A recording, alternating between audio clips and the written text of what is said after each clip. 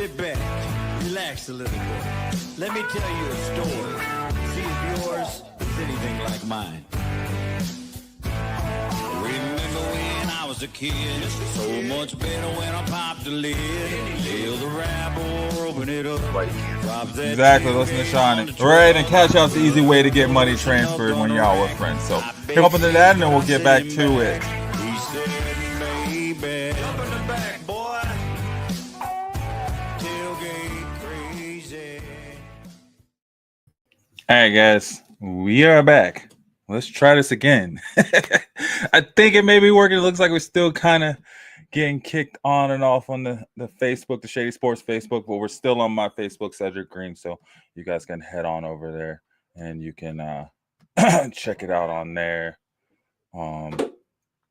If you don't see it, let me see. I'm trying to reset it now on the Shady Sports. So hopefully we get it up on there, but I think we have another show going on. So that may be it. I'm not quite sure, but it's just looking like, yeah, the Twitch and the Shady Sport or Facebook are wanting to work correctly. So hopefully we can get it going. Same thing with the live stream. It's like, of course, you know, there would be something going on tonight, but it's cool, man. You know what I'm saying? We got it going. And we'll just keep it rocking. So, like I said, we'll be talking about the Broncos draft class. And then we'll be talking my top 10 fantasy picks as well, too. So, be happy to get that out. So let's go ahead and we'll get another promo and then we'll get right into it, guys, and get this night going. Good luck, everyone here.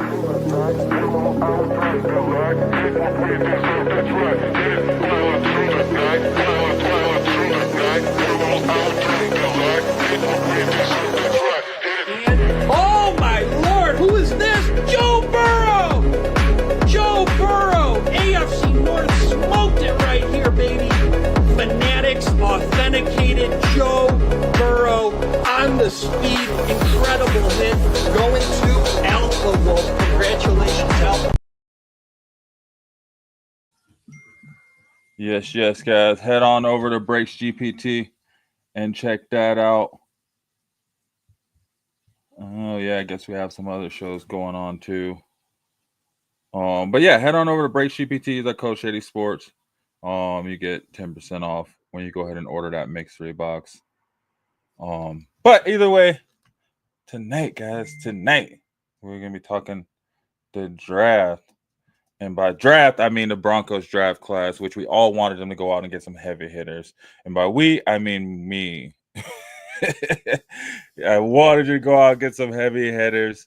I'm talking about Omarion Hampton, someone of that nature. Granted, he did go a little bit earlier in the first round when we took Jahdae Barron. But, I mean, looking into it, you know, like they said, they were drafting for need. So, I mean, it feels like I guess they did go out and get the players that they wanted.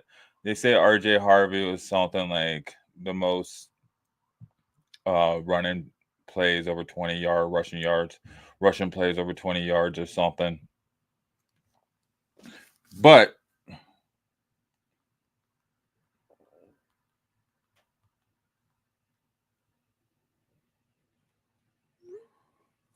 yeah, so you know nothing about that. Let's see if I can pull up my article pull up and all this. I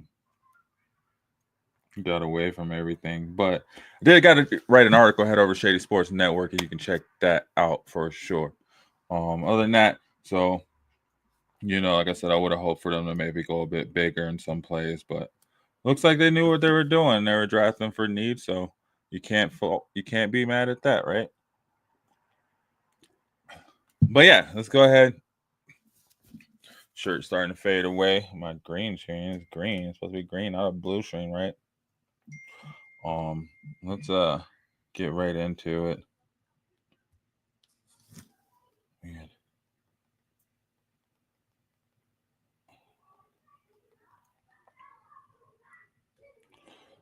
All right. Sorry, getting, breaking news coming in. Anyway, we'll get right into the draft. Where am I going, man? What is going on tonight?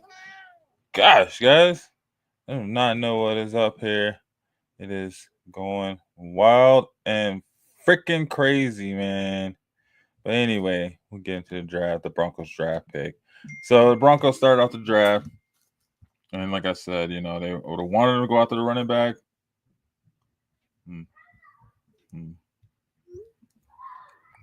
And they chose not to. They're like, okay, we're going to bolster up our defense. We're going to build on this defense. So there's nothing really wrong with that, quite honestly. I don't know why this keeps going in and out, but it's okay. We're going to rock through it. So, yeah, they chose to bolster the defense, which is okay. If you feel like there's really not too many heavy hitters that you can get or within your reach, then go ahead and build that defense up and make sure we can still lock down people as a top 5, top 10 defense. And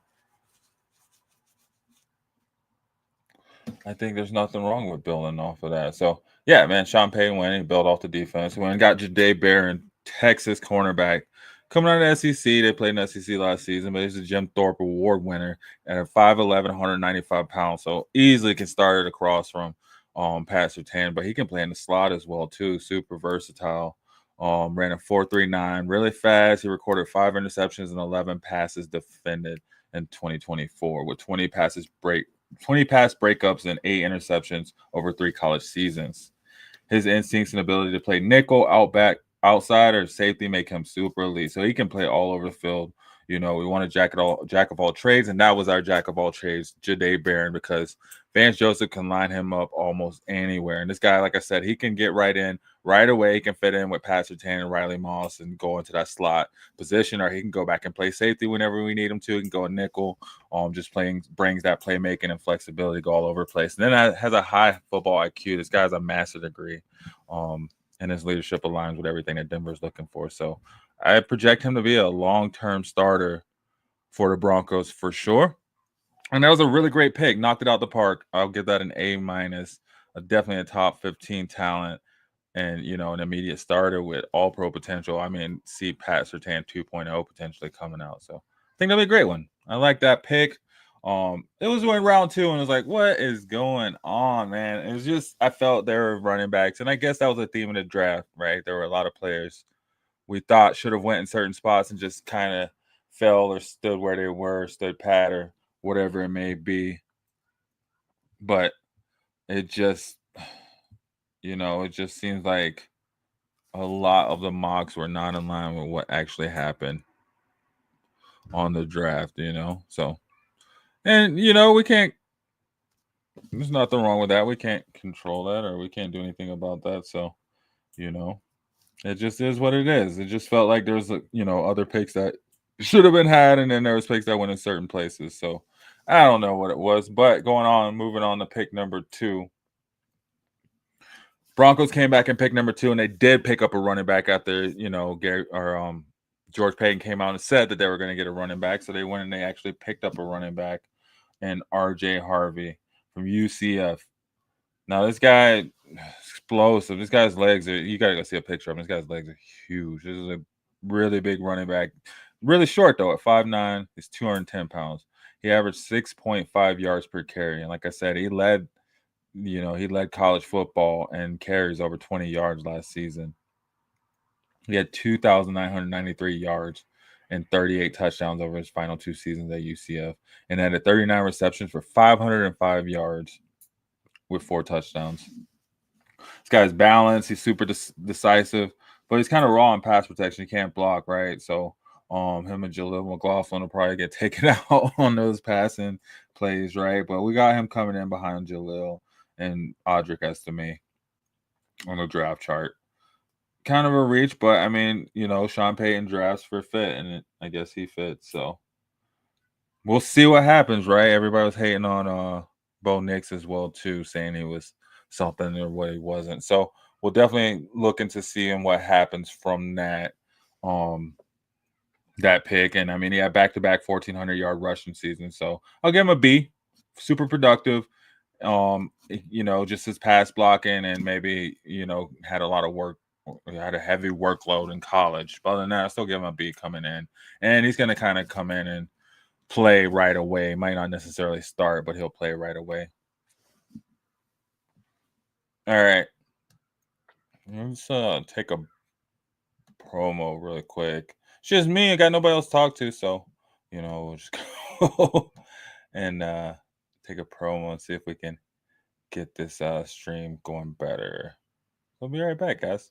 Keep rocking with me. You're watching Fantasy Reports on Shady Sports Network. Hit that like button, hit that share button, tell your friends about it. Subscribe. Come back and rock with me.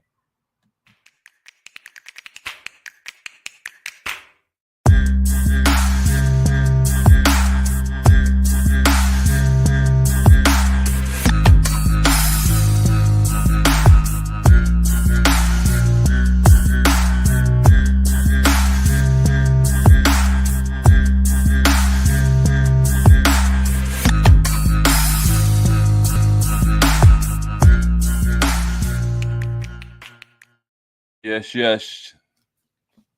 All right, guys. So, you're over here watching Fantasy Reports on Shady Sports Network. It's just me, the bus driver, Cedric Green, holding it down. I'm talking about the 2025 Denver Broncos draft class. We're diving into it. I already went over the first two picks. First pick was Jahdae Barron out of the Texans, cornerback. Super talented cornerback. Come in and start right away. Second pick, RJ Harvey, just a tree trunk of a running back, comes in, and I think he could possibly start right away as well, too. But we're going to see him sprinkled in. And as you know, how the Broncos like to do with their running backs, man. They kind of do running back committee regardless. So we'll probably see him sprinkled in here and there for sure. But I definitely think we will see him play in the first season as well. So, so just moving on. Let's see. Hold on. Let's see where. We went with the notes. All right. So, I guess, the first two picks, I thought, I think a lot of us here in Broncos country we're hoping for a bit more of a swing for the fences. But I do think that was a super solid pick with Jahdae Barron in the cornerback. Especially you saw what happened when Riley Moss went down. We saw what happened when Pat Surtain and Riley Moss went down in that Browns game, man. So we need another cornerback, and I'm not mad at it. I'm not mad at it at all. I'd love to hear what you guys think about it, especially my Broncos fans out there. I'd love to hear what you think about the Broncos and their first pick, the second pick, RJ Harvey, the first pick, Jahdae Barron, cornerback and running back, respectively. Then moving on, we're going to round 3. They're like, oh, what are they gonna do? Which way are they gonna go? They went and they got wide receiver Pat Bryant out of Illinois. In Illinois, I don't know. It comes out of the Big Ten. This guy was ranked second in the Big Ten with 18.3 yards per catch in 2024. So you can see they're going for players that are really like high IQ players and players that are at the top of their positions. You know what I mean? As far as it comes to, really important stats, right? Because in the running back, you look at RJ Harvey led.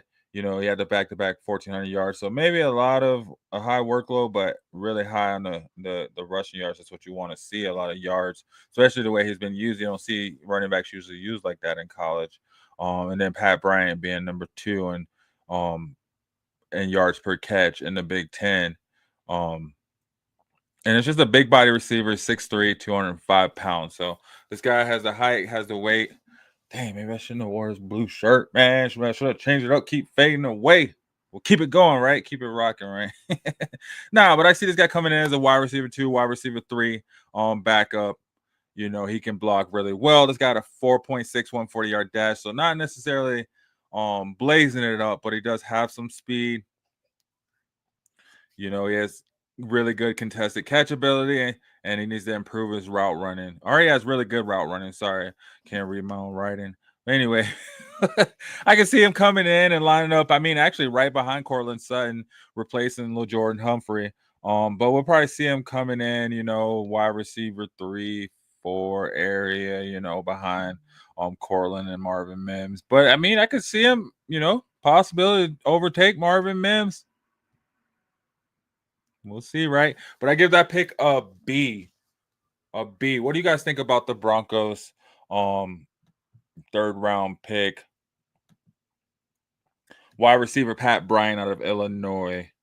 If you're a Broncos fan, let me know. This guy, key stat, 77.8% of 2024 catches led to first downs or touchdowns. So I'm going to give this guy a B. just because I feel like he has a scheme fit. But he just does not have the speed, man. If he had the speed, this dude be freaking Justin Jefferson or something like that, man. But he, he's not the fastest rug burner. But other than that, I mean, if he can keep his routes down, I could see him overtaking, and definitely fighting for that third wide receiver slot, if not moving up into that second wide receiver slot. All right, in round 3, Broncos had 2 picks, so they did come back at pick 101, and they selected a defensive end, which I think we really needed, and Savion Jones out of LSU. This guy is just a long, physical edge rusher, 6'6", 283 pounds. This dude is big, man. This is a big dude. He's just a run stopper with pass rush potential, so just got to train him up, which, we got some pass rusher extraordinaire in our camp, hopefully helping these guys out. So, maybe a Von Miller come in before the season start. Who knows? Anyway, yeah, so Jones, like I said, this guy's just a run stopper with pass rush potential. Can generate consistent pressure, and he did that in 2024. Just has a high motor, and his links are assets. Just a long dude, but he needs to refine his hand usage, his pad levels, and I mean, we just got to get him in there and develop him up. This guy's a really high ceiling.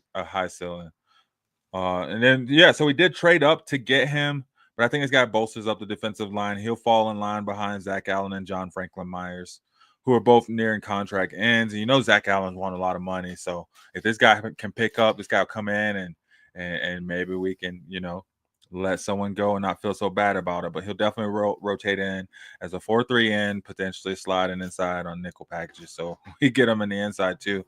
283 pounds. He's a little, he's a little slimmer, but I mean, has some weight. That's, bigger than me, But I think he complement Nick Benito. He fits our aggressive front. And just need some coaching. But we got Vance Joseph. I think we got solid defensive coaches. So I give this guy a B. He has high upside. And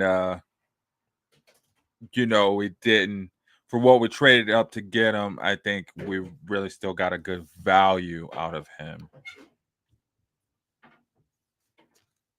Yeah, so that is our first 4 picks, in which we had 7 picks in the draft. So you had in the first round, cornerback Jahdae Barron out of Texas. In the second round, you had R.J. Harvey, running back out of UCF. In the third round, they went wide receiver with Pat Bryant out of Illinois. And then in the third round again, they traded back up and they got Savion Jones, defensive end at LSU. How you feeling about that? What are you guys thinking about that, the first couple rounds so far? I mean, by then, everybody was like, I feel like I was just seeing it all. I wish I would have saved all the X posts because, man, by then, everybody was just hating on the Broncos. Just, this is the worst draft, and the Broncos suck. And let me see if I can pull it up really quick, just some posts. I wish I could just pull it up on the screen really quick. But it was just, man, people were just hating on this draft so bad. And I was kind of mad too. But then as I was writing my article for it, that I put up on Shady Sports Network, which you can head over there to see my article on the Broncos draft class. It's just, man, it's, like Sean Payton said, they drafted for need. And I mean, according to this, I mean, the Broncos had the 9th highest graded athletic draft class in their RAS. The relative athletic scores of 2025 draft picks, the Broncos had the 9th highest. So looks like they drafted pretty darn good to me, if you ask me. And it looked like the Jags wanted R.J. Harvey, and that's probably why they went after him in the third round.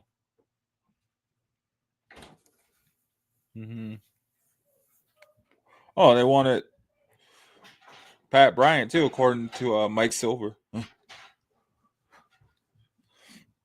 According to his account over on X, they wanted Mike, R.J. Harvey and Pat Bryant. So I don't know if that's the most solid outlook if, we're looking at the same players that the Jaguars are looking at. But, I mean, I like my Jags. I like my Florida teams too. But it's just like, what I mean? Like, they're not exactly up there in the tops on the AFC. You know what I mean? I mean, hell, I think I'd put the Broncos over the Jaguars, but whatever. It is what it was. I'm just saying. Then you look at all these ranking all NFL draft teams from worst to best. Got the Broncos at 24. Jade Barron and why he asked Greg Penner to put him on speaker to thank the whole organization after being drafted. Quote, they changed my mom's life. Any other team could have done that, but they didn't. They didn't pass on me. End quote. That's pretty solid. This guy's going to be a beast, man. Oh, gosh. Him, Pat Surtain, a solid Riley Moss. So we need Riley Moss to kind of step it up this season. You know what I mean? Yeah, I mean, he got to take it to that next level, man. So RJ Harvey, who was stamped by Sean Payton, James Gladstone, who drafted Puka Nacua, by the way, and Liam Cohen, who developed Bucky Irvin. So, gosh, man, if that's what we're looking at, let's go. I will take a Bucky Irvin, Puka Nacua type player. Give me that guy to come out and just go out there and fight for those yards, especially Bucky. Man, did you see Bucky Irvin last season? Dude was a beast. Hey, guys, look. That's the first 4 picks. Let's take a break really quick.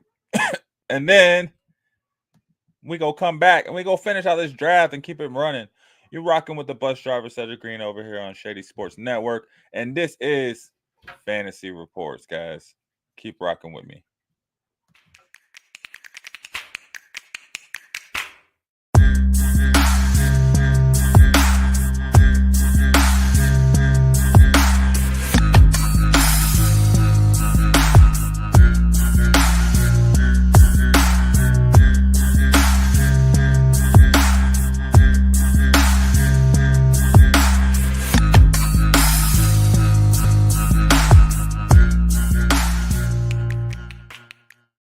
Yo, welcome back, guys.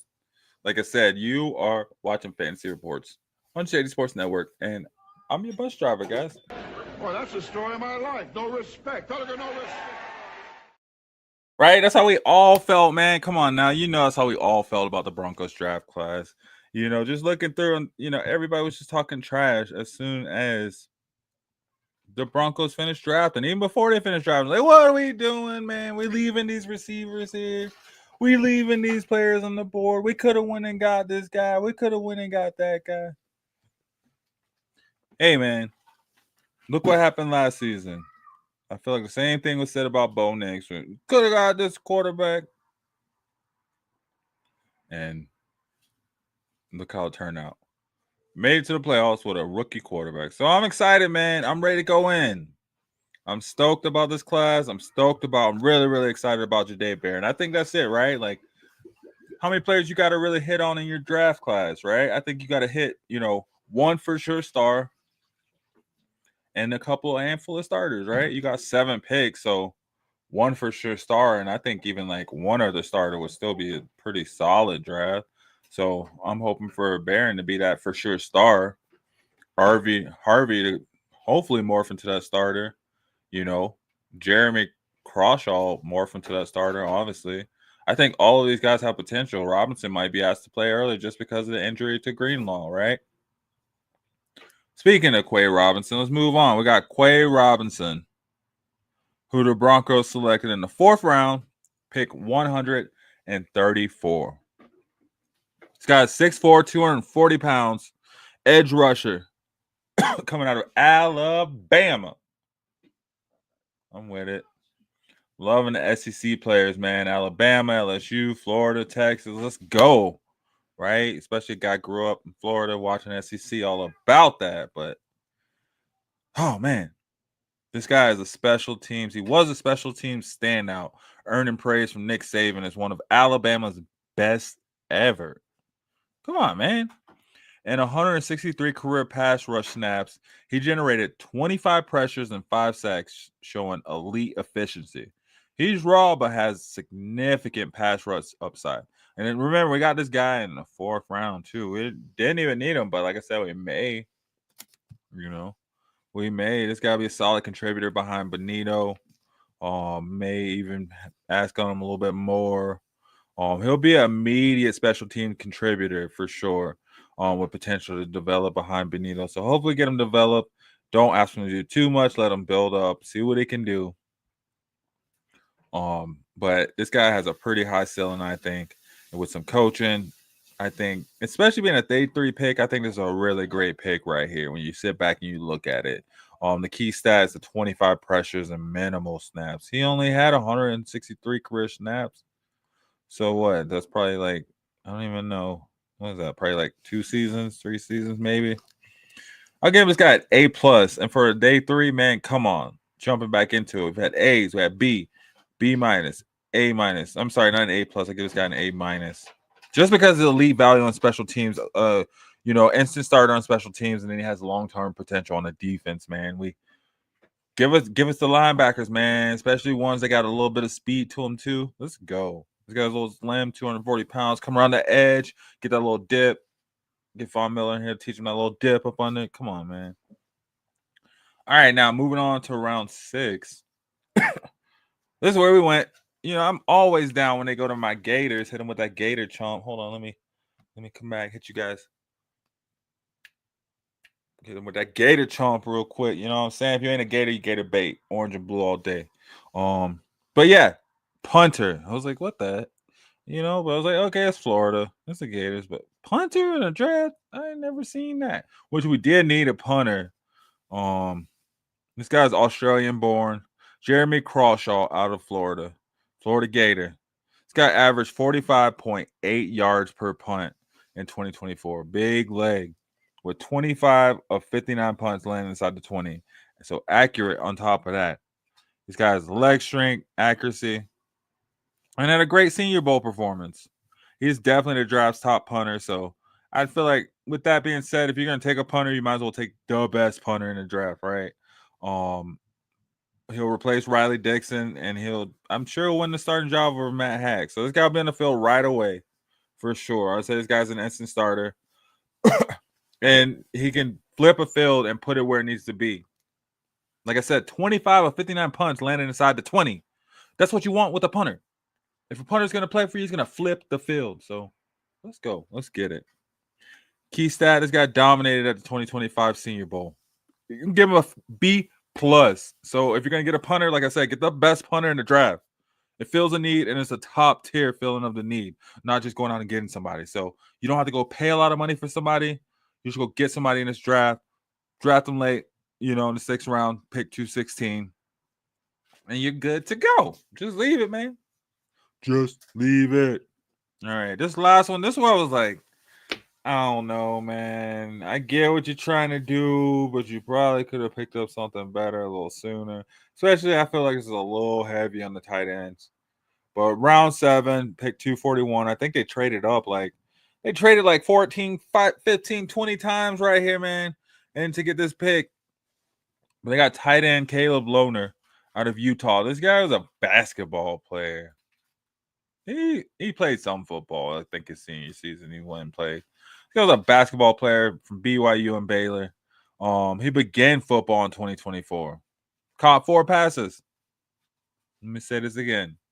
He was a basketball player. 6'7", 250 pounds. Basketball player.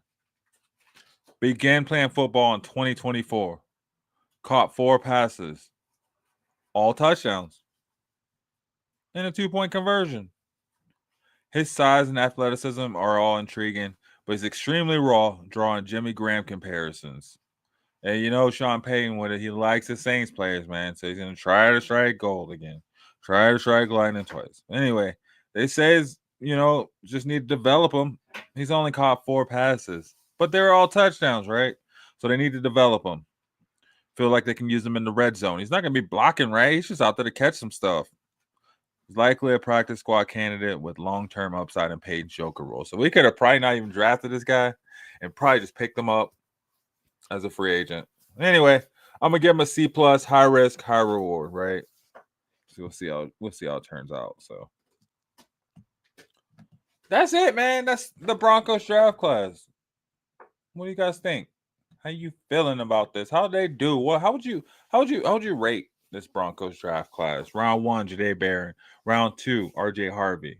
Round 3, Pat Bryant. Round 3, Savion Jones. Round 4, Quay Robinson. Round 6, Jeremy Crawshaw. Round 7, Caleb Lohner. How would you rate this draft? Because, like I said, I see the one solid star, and then I see a handful of, decent, starter to role players for sure. But I think we're going to see all these players. Caleb, we'll probably see him a couple times before the season. If it pops, good, we'll see him more. If not, then we won't see him again. But the rest of them, I think we're going to see some production from, right? Jeremy Crawshaw, he's going to be starting, right? Barron's a star. I think this guy's going to be a star. Harvey, we need a running back, so got him. Maybe they'll go pick up a running back still somewhere else. And then, day 3 picks, I mean, Quay Robinson, I think this guy, man, get him developed. This guy is going to be something deadly. He'll be something deadly. Same thing. Like I said, Crawshaw is going to be a starter. Savion Jones, I think that's all right. Decent pick. But we did not get a really elite weapon for Bo Nix. They didn't. That's what we wanted, right? I think that's what we wanted to see. If you weren't just going to go and get a running back,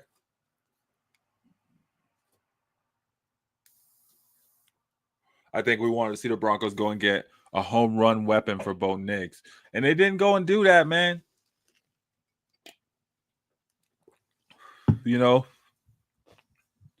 Pat Bryant, maybe you could have got him maybe in the, 4th round.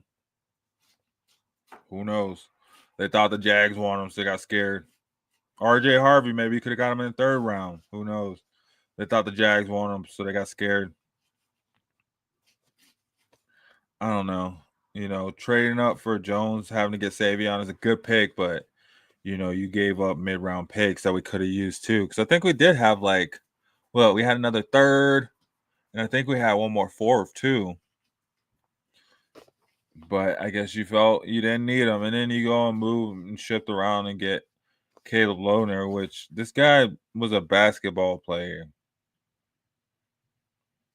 I don't know. Like I said, high risk, high reward for him. But anyway, guys, you can go and read about that and more over at Shady Sports Network. You can check out our other articles. And then I got this article, of course, where I dove a little bit deeper into the Broncos draft. So please go check that out over there at the network, man. We got some cool stuff over there too. You know what I'm saying? We're the leader in arena football and indoor football. So check us out on that front too, because we got that down pat, my dude. All right, cool. So So showing the social everywhere, you show social media, you can go find us on the Shady Sports Network. So yeah, this is what we do. Let's take a promo real quick, my guys. And then we'll just go over my top 10 offensive players from the 2025 NFL draft. So that's overall, not just Broncos. You know what I mean? So rock with us, guys, and we'll be right back. My name is Anton Popoff, and this is my 6th year of college football. Training during the hottest times of the day is a recipe for muscle cramps, which is why electrolytes are so important. Hydration is crucial for my performance. Dragon Salt eliminates muscle cramps and boosts your overall energy level. Whether it's a weight room or field session, I fuel up with Dragon Salt beforehand. It's been a game changer for me, and it'll be a game changer for you.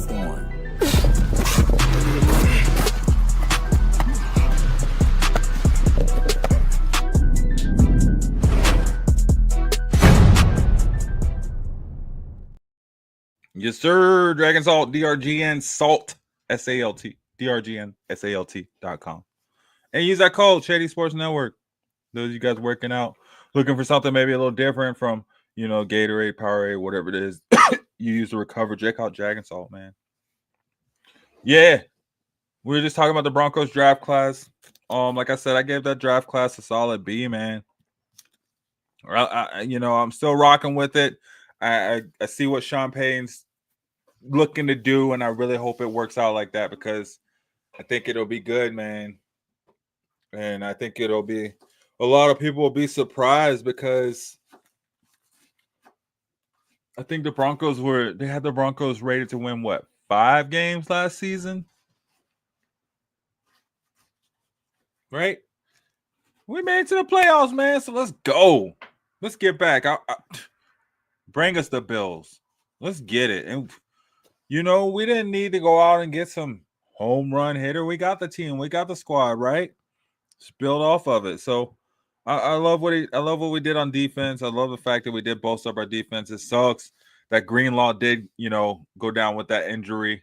So we'll see how to replace him. But whatever, man. We got to keep it going, keep it moving. We knew the guy was injury prone. He's been injured most of his career, so we'll just keep it going. All those guys are probably injured as soon as they sign with the Broncos. Right? Anyway, like I said, we're going to do the top 10 offensive rookies from the 2025 draft based on the projected production. You heard me? Based on the projected production. So that means what I think they're going to do. Not what they did, what I think they're going to do in the NFL, guys. Come on now. They haven't done nothing in the NFL. They could get hurt in training camp. Hopefully they don't, because I want to see these guys perform. And, I mean, granted, unlike recently, well, last year we saw, the same thing at the top. But I had a quarterback at the top of my list. So, we'll just go ahead and start with that. Number 1, I had Cam freaking Ward. I think he is in a good position. Obviously, the Titans, we all knew the Titans were going to draft him. And the Titans drafted him because they're going to use him. They need a quarterback, man. So this guy was the number 1 pick in round 1. Well, obviously, right? Number 1 pick in round 1. Yeah. Anyway, he went to the Titans. I think he's going to be the top rookie just because, 1, he's a quarterback. And if you're a quarterback and you're the number 1 pick and you're good, then you're going to win Rookie of the Year because that's what they do. It's a quarterback-driven league, right? Anyway, this guy has dual threat ability. 7.5% big-time throw rate. 400-plus rushing yards in 2024. So 7.5% of the time, this guy was throwing a big-time throw and connecting and still rushing over 400-plus yards. This guy is looking like Josh Allen in the making, man. That can throw. I think Josh Allen can throw too, obviously. But, gosh, if that's who they're comparing him to, they're saying he has a Josh Allen-like fantasy ceiling, which is like, dang, like, shoot, better go ahead and get him. You know, those rookie drafts coming up. Especially the fact that he is going to rush, 1, and he's going to have to make some big throws being over there in the Titans. They did pick up their wide receiver room, but it's not exactly jumping off the charts over there in the Titans. But I'm projecting this guy to have 32 to 3,500 passing yards, 20 to 24 touchdowns, 4 to 500 rushing yards, and 4 to 6 rushing touchdowns. Which, if he does, he's going to be in the quarterback 10 to 12 fantasy range. So I think that's pretty solid, quite honestly, especially being a rookie. Maybe want to see him a little higher. I have to do a deeper dive. I wish I would have looked to see where Jaden Daniels ended up last season with his season. But I think if he does hit these numbers, that's going to make him the offensive rookie of the year favorite, right? All quarterbacks with rushing stats will win, right? Look at Justin Herbert in 2020. His case for rookie of the year, if he's leading rookies in total yards and touchdowns with a high volume role in the pass-heavy offense, come on, he has to have it, right? Especially if the Titans are winning. If they're looking good and they're winning in a weak AFC South, I don't know. I feel like you kind of got to give it to him. It's like the same thing with Jaden Daniels, right? It wasn't a weak division, but he was winning, and he led. He didn't lead in yards because I think Bo Nix had more passing yards or passing touchdowns than him. 1 or 2. I'll have to look and see. Anyway, if this guy gets around, the 3,200 passing yard range or more, 24 touchdown range, as long as he's not getting, 12 to 15 interceptions, and then he stacks another 350 to 450 rushing yards on top of that with a couple of rushing touchdowns, how can you not give it to him? How can you, especially if he'll have more rushing touchdowns than most rookie running backs, and then he'll have more rushing yards? Well, whatever. Anyway, Cam Ward, number 1. Cam Ward, number 1. Number 2, Ashton Genty, which I probably should have had as number 1 because this guy's going to run off the charts, right? You know the Raiders are about to use everything they can out of Ashton Genty. Especially after he fell to them, right? I think they're going to use every bit of energy or juice or whatever he has in him. This guy was a 6th pick in the draft coming out of Boise State. And this guy's a generational talent. He had 1,347 yards, 14 touchdowns in 2023. And then I think he went over 2,000 yards in 2024.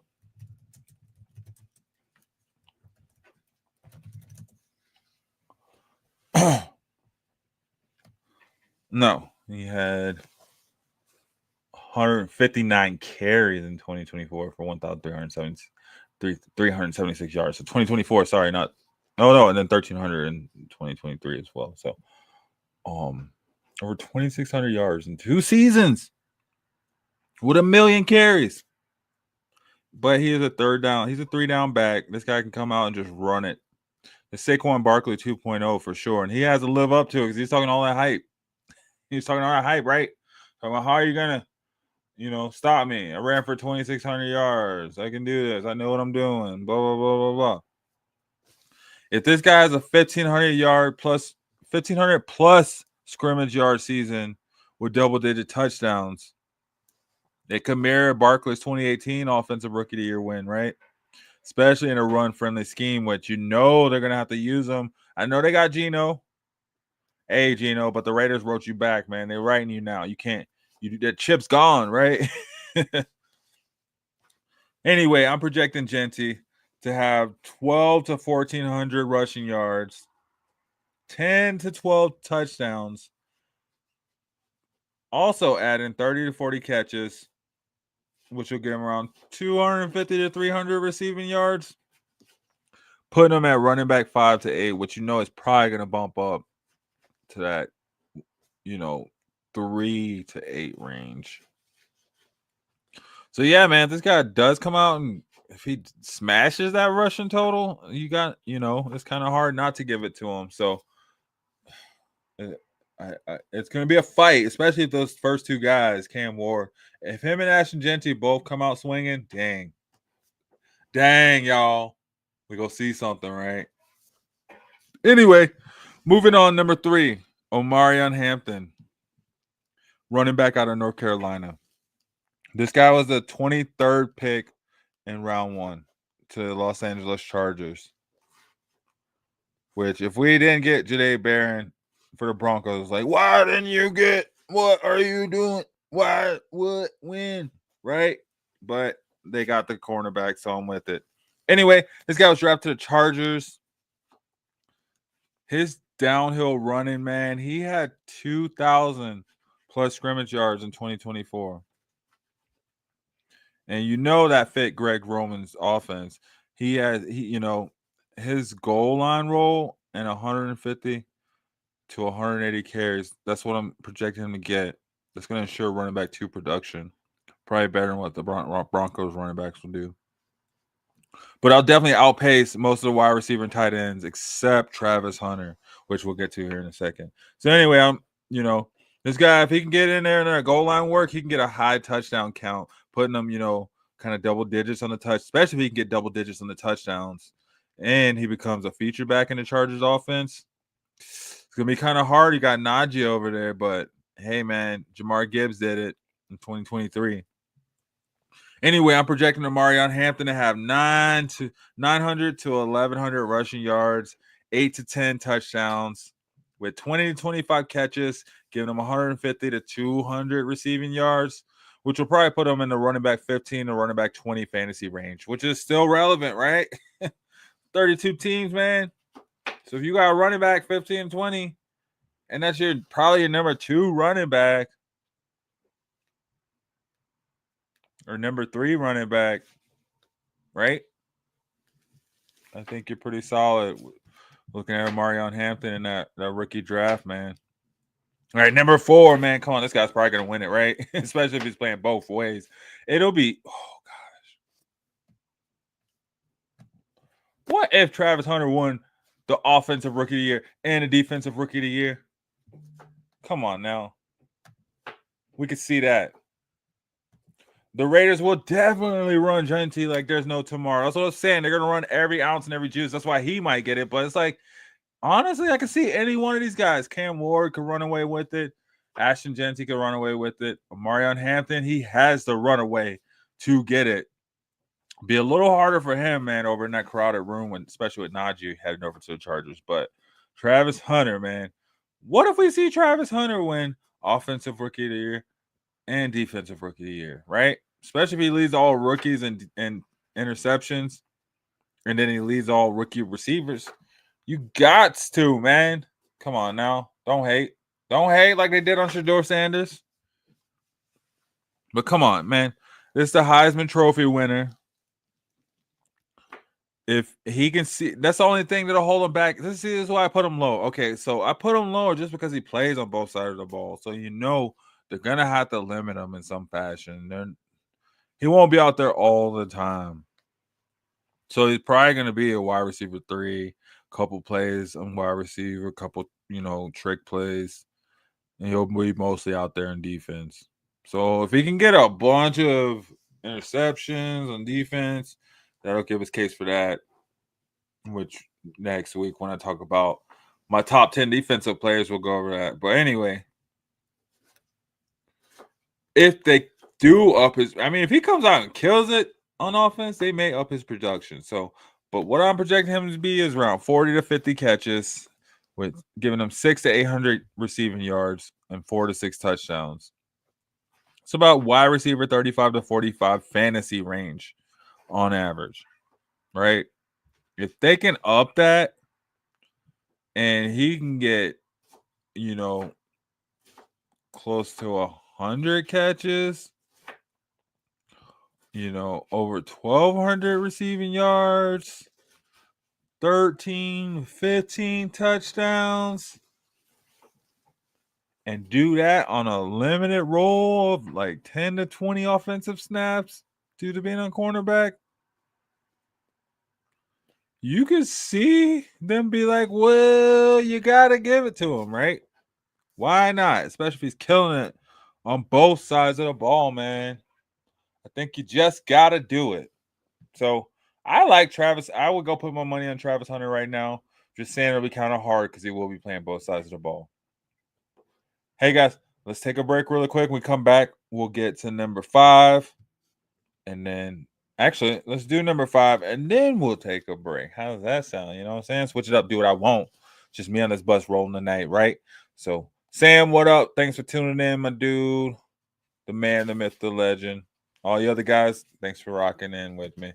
But yeah, no, number 5, Travion Henderson, running back, Ohio State, drafted in round 2, pick 38 to the New England Patriots. Yeah, we're already in round 2 picks. Had to go deep, man, to get these offensive players. There's a lot of defensive players and a lot of linemen, which it would be super tight to see a lineman win it, right? They dominate, right? Which I don't know much about linemen. So what would a lineman have to do to dominate to get Offensive Rookie of the Year? You guys out there watching. All you guys out there watching too, hit that like button, man. Hit that share button. Tell your friends. But anyway, Travion Henderson, running back out of Ohio State, beast mode. I would have liked to see the Broncos go after him too, but hey, what, I think he was available when they picked RJ Harvey. Anyway, this guy, man, if he can take over New England's backfield, I could see, him making a case with a 1,200 plus, scrimmage yard season, double-digit touchdowns, and then definitely could make him a sleeper finalist if, these other guys kind of struggle, a.k.a. Marvin Harrison Jr., right? But if he leads the rookie running backs and receiving, we could see people starting to talk about him. But what I'm projecting him to get is 800 to 1,000 rushing yards, 6 to 8 touchdowns, 25 to 30 catches, but 200, 250 receiving yards, which he can up as well too, putting him in the running back 20 to 25 range. So this guy could definitely come out and make his case just, off of pure production. And especially if he takes over that, it's kind of hard, they got Ramondre and who is it, Austin Eckler, I think. So it'll be kind of hard. I don't think, is Austin Eckler Washington's back or New England's backfield? I know he got Stevenson anyway. Maybe he'll have to overtake all those guys, which it'll be kind of hard. He has really, really great pass protection. So he should see at least 120 to 150 carries. But we'll see. We will see. New England needs to go wild too with their running backs. So they're about as worse. They're about as worse than the Broncos. So we will see what is done. Anyway, guys, I'm going to take a promo break. Hit that like button, hit that share button. Don't forget to subscribe, tell your friends, because we come in every Sunday and Tuesday, and the season's rolling up quicker than you think. So we're getting ready for all these fantasy drafts, all these rookie drafts. Get your questions in, join the conversation. I'm Cedric, the bus driver, and you're watching Fantasy Reports on Shady Sports Network.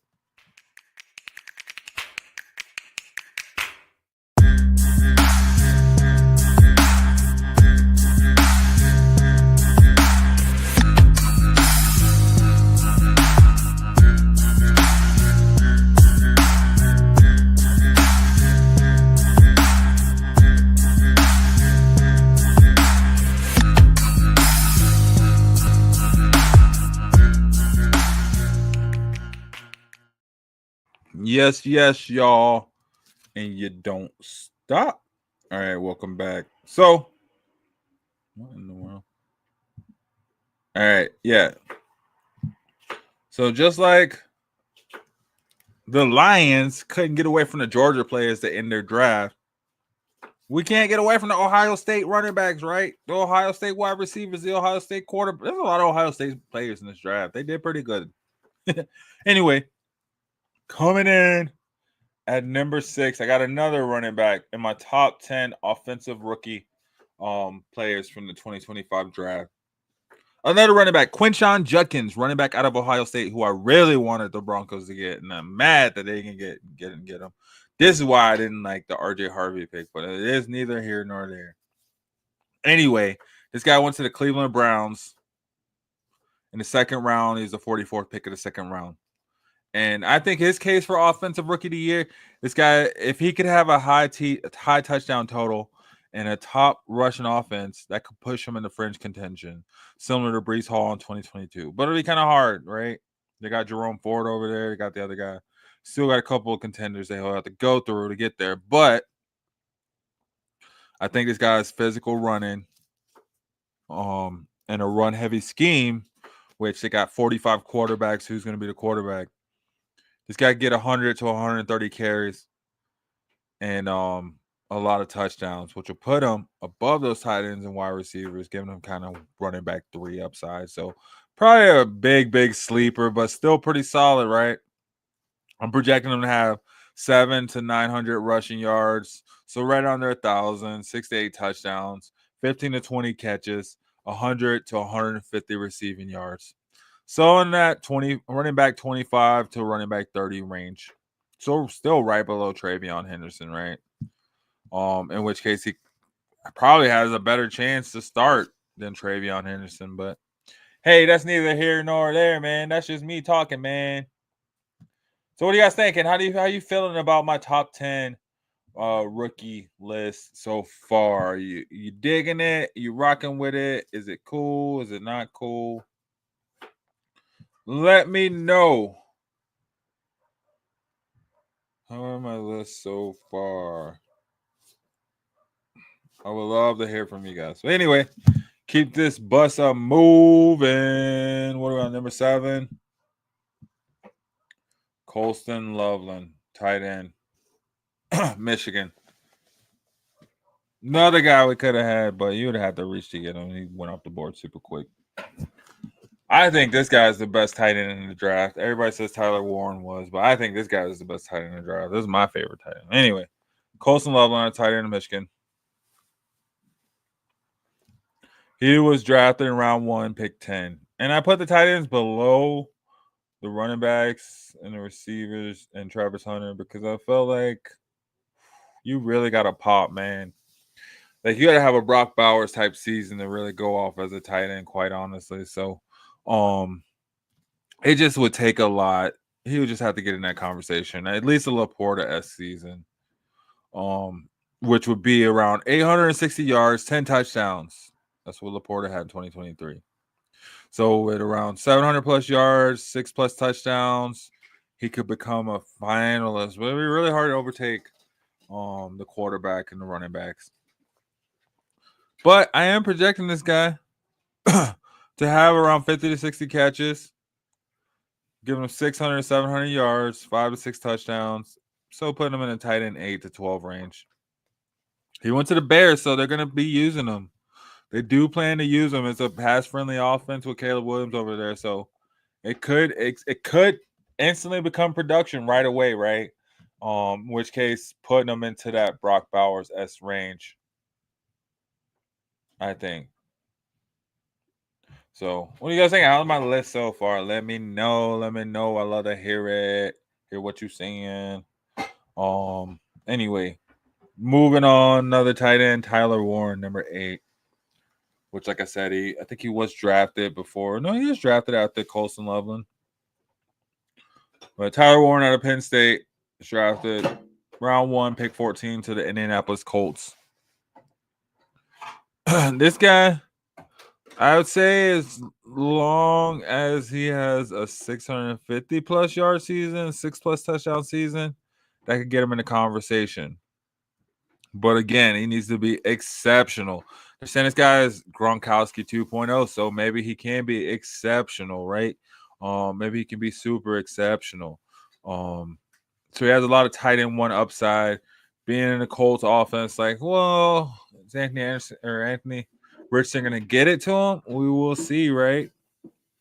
But he has some versatility. He can line up inside. He can line up a slot. He can line up a wildcat. And then in the red zone, man, this guy, he has 47 red zone receptions. So, I mean, I'm projecting him to have 47 catches, 605 yards. Sorry. So, anyway, yeah, I'm saying, 45 to 55 catches, 550 to 650 yards, 4 to 6 touchdowns, putting him in a tight end 10 to 15 fantasy range. So, right below Colson Loveland. I think Colson Loveland's going to be a better tight end.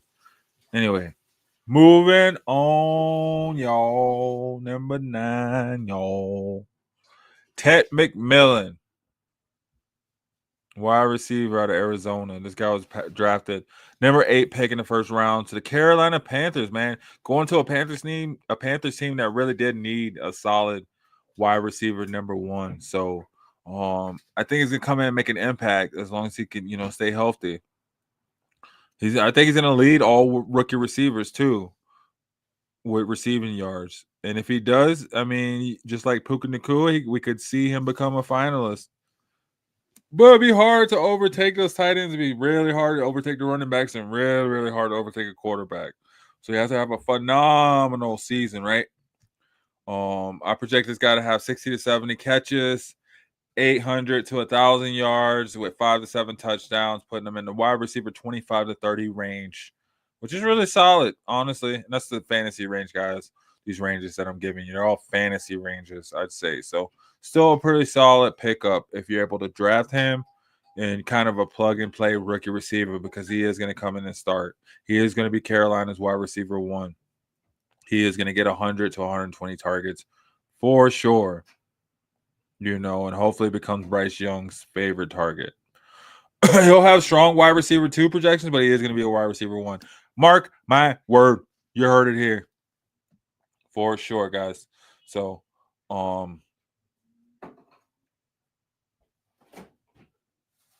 but it still has to really have a phenomenal season to overtake, even those tight ends. And really have a great season to overtake the running back, which will be hard to do. Unless he just becomes, all out, just the go-to target in Carolina, in which case he could, man. And if he does, I'm here for it. I could see him just really going off and see Bryce Young, having a resurgence as he did towards the end of last season. All right, so we got number 10, another wide receiver, Emeka Egbuka. Emeka Egbuka, wide receiver out of Ohio State. Another Ohio State player, man. I'm just stuck on those Buckeyes, man. This guy was drafted pick 19, round 1 to Tampa Bay, which everyone's like, why are they getting a wide receiver? They got Evan Williams. They got what's his face, right? But he's gonna be a wide receiver 3. And they got McMillan. So they have a lot of receivers, so it take a lot for him to get in there. But if he can come in and get some production, we could see this guy have an 800+ yard season, breakout season, and then make him a long shot finalist. But as I'm going with what I think is the top 10 rookie players, which that would stretch it out, right? They're really looking at the top 2 or 3 for the reward. But anyway, I see this guy projected to have 50 to 60 catches, 600 to 800 yards receiving, 4 to 5 touchdowns, put him in the wide receiver 40 to 50 fantasy range, which I think could be a solid wide receiver 3 flex wide receiver, especially as a rookie. So all of these guys, you can see like Buka as a flex wide receiver.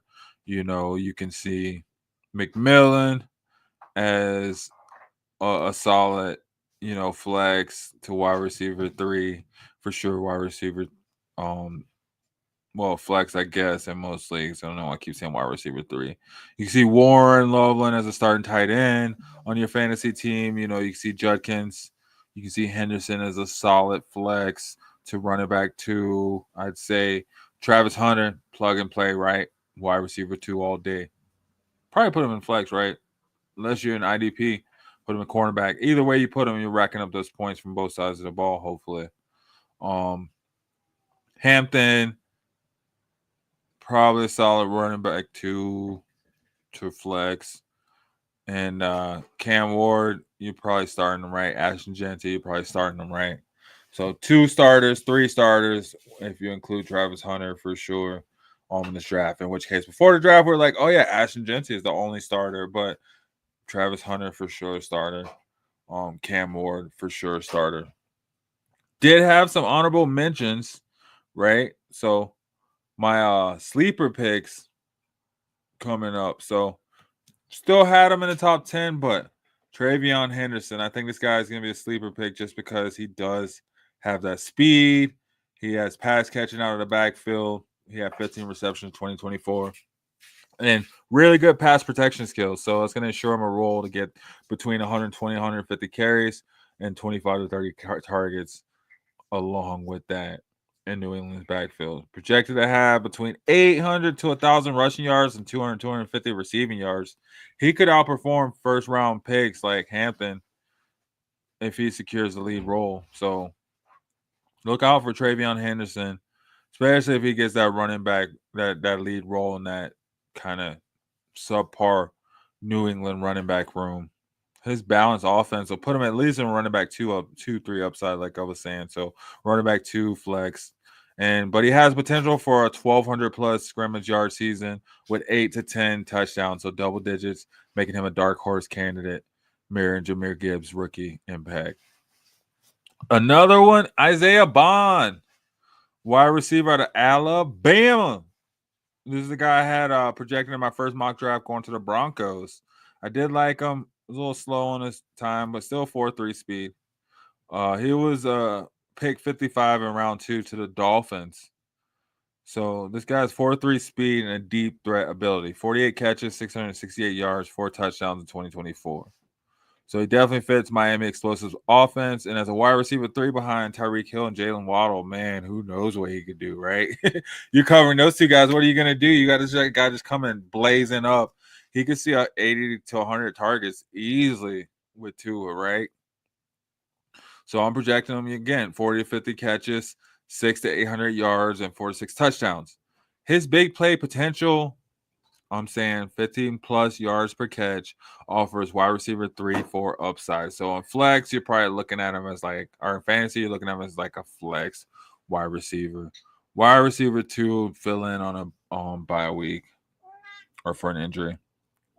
But like I said, dark horse, if he has a 900+ yard season, 6 to 8 touchdowns in Miami's offense, and some other guys get hurt, he could be a fringe offensive rookie of the year candidate, similar to Tank Dell's 2023 breakout season. So hey, I'm here for. It's Miami. It's a pass-happy offense, right? So they know how to use a deep threat.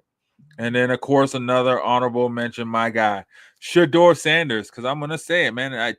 Gosh, this guy would have been drafted in the first, second, or third round. He would be on this list for sure, probably around 4 or 5, just based off being a quarterback with potential because he'd be in a position to start his team. But because of where he was drafted, behind another quarterback, buried on a draft chart with 20 other quarterbacks, Joe Flacco, Kenny Pickett, and then now Gabriel. And, Deshaun Watson's hurt, but he's still there. So buried on his draft chart. Hopefully gets a chance to come in and shine. He will in the preseason. Obviously, they'll put him out there. But we'll see how much of a chance he gets. It's crazy. He slid that far, went in the 6th round? But anyway, I project this guy, man. He can make an impact, especially if he gets a realistic chance. So if he does get out there and start unexpectedly, he'll have to produce over 2,500 yards. In which case, I think his talent, I think he can do it. So I'm at least giving him the mention, right? But either way, he'll probably have the backup role, if you ask me. But yeah, guys, that's my top 10 rookie offensive players from the 2025 NFL draft. And then before that, we went over my Denver Broncos 2025 NFL draft, their 7 picks. So that was a pretty fun episode, man. I didn't think we didn't make it this long. I think it's as long as it made it about me, myself. I guess because I had my stuff getting a little better, guys. See how we're doing over here in Fantasy Reports? Rocking it, getting it going. We got comments going in, that's what I'm saying. I'm curious, too, to see if I think Shador can definitely beat out Gabriel. I'm just curious to see if he gets a chance. Because you got to think, man,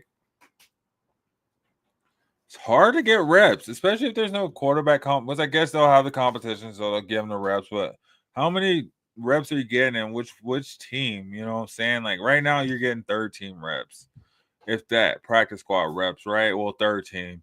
And then you get a chance. I think he can beat out Kenny Pickett for sure. I think he can beat out Joe Flacco. I think he can beat out Gabriel if he gets a decent chance, a solid chance. So it's just really a matter of how many reps he gets, how much chance he gets for sure. But yeah, thanks for tuning in. Football Talk with Bo. Hey, thanks for tuning in, man. Hit that like button, hit that share button. Keep rocking with Shady Sports. I'm with you, man. And I just hope he does get a realistic chance to beat him out. I hope it's not like some spectacle, but they actually go into it and get it done, man, and do it the right way. Because if they do, man, he is about to come in and make some execs mad and get some execs fired. He's going to be like, why did you not draft this guy? And I'm like, well, you told me not to. And it's like, you're still supposed to go out and draft him. You don't. Whatever. But it is what it was. But hey, guys, that was it, man. That was my top 10 NFL offensive rookie players in my Denver Broncos 2025 rookie draft, man. Thank you guys for rocking and tuning in. Hit that like button. Come back and watch the rewatch. Come back Sunday night. We'll be back. I'm sure I'll have my bus driver with me. Oh, now you're going to come and talk there, Bo. I love it. Gabriel does fit the system a little better, but it's like, what system does the Browns even have, though? What system is that? I mean, it is going to be a pass or a run-heavy system, so I think that really will help Shador. That line is going to be decent too. But you're right. I mean, I think I just want to see a solid competition. That's all I'm saying. I think he can beat out this Gabriel guy. Shador, in my opinion, was the best quarterback in this draft class, but obviously the NFL spoken, he was not, right? He was the 6th best quarterback in this draft class. So we'll see how it goes, man. I don't even have the energy to get on that right now. I would have, but I was like, it's not my fight to fight. You know what I'm saying? But we'll see, man. This class was, super running back heavy. I thought it was tight end heavy. I think those tight ends both have some red zone upside. I think out of receivers, we'll kind of see, I think Travis Hunter, we'll see him dominate, even though he'll have limited snaps. But I think Ward and Genty are the favorites right now, just because, like what Sam said, Ward's going to, the Raiders are going to run Genty to the ground. Thanks, man. Thanks, bro. You jumped on. Yeah, I wish you'd caught me. Normally have a co-pilot with me, Justin, and we keep it rolling. But tonight it was just me. I think I did good rocking it by myself, though. I had some good, solid topics to talk about, especially with the draft just happening. When there's good NFL news, we'll keep it rocking, right, guys? So, you know how we do over here on Fantasy Reports. NFL first, but I mean, hey, shout out to my Nuggets too, man. They won in that last minute alley-oop, I guess it was.